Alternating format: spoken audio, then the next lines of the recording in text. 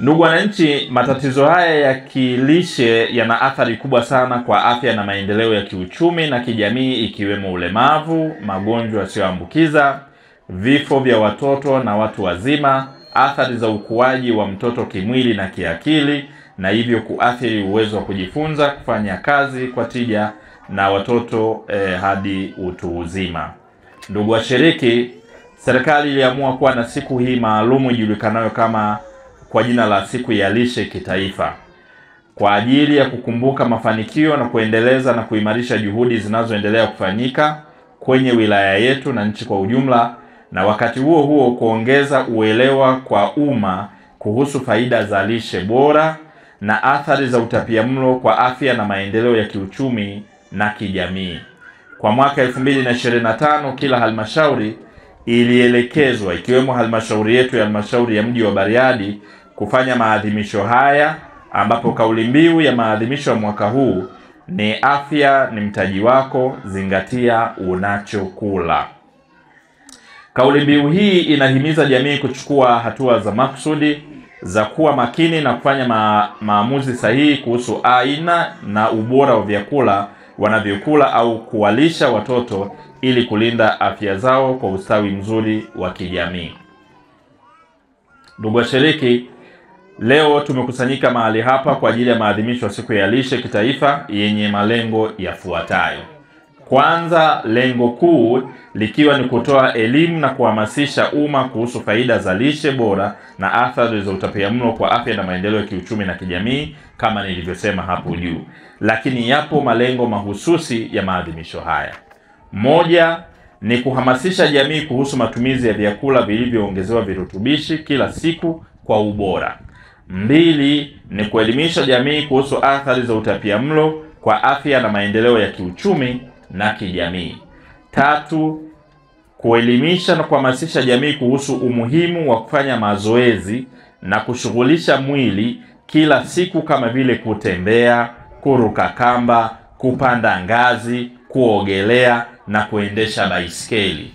Kwa wakwe zangu kina mama wa Bariadi, swala la baiskeli msiliache, kwa sababu ni moja ya njia nzuri ya kuushughulisha mwili na kuupa mazoezi. Lakini jambo la nne ni kuelimisha na kuhamasisha jamii kuhusu kula kwa kiasi kinachopendekezwa kiafya ili kudhibiti uzito wa mwili na kuepuka magonjwa yasiyoambukiza kama vile kisukari, shinikizo la damu, saratani, ugonjwa wa figo, ugonjwa wa moyo na kiharusi. Ndugu wananchi, kuna kula halafu kuna kula.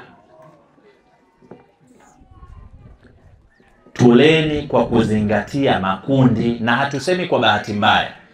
Ukizungumzia swala la kuku, mbuzi, kondoo, ng'ombe, mkoa huu na wilaya ya Bariadi ikiwemo ndio tunaongoza kwa ufugaji. Tuna mifugo mingi. Ukizungumzia viazi lishe,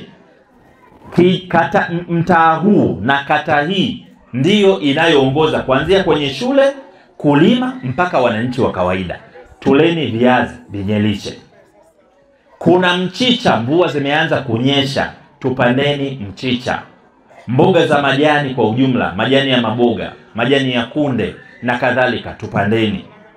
Kuna matunda yapo, matikiti maji yanakubali, embe hapa zipo, ndizi zipo, ni sehemu ya matunda. Tunafuga kuku, kila mtu hapa anafuga kuku.